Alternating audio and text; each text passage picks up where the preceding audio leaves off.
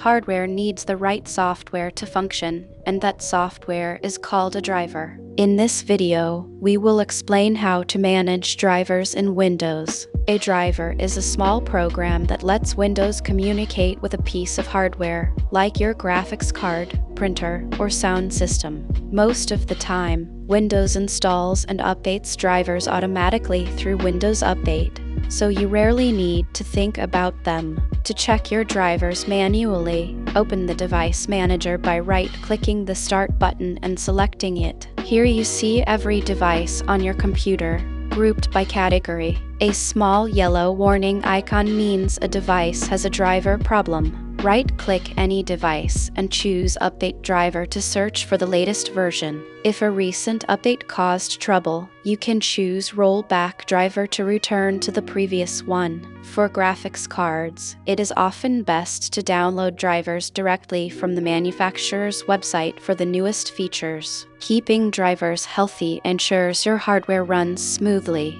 A quick check now and then prevents many common and frustrating problems.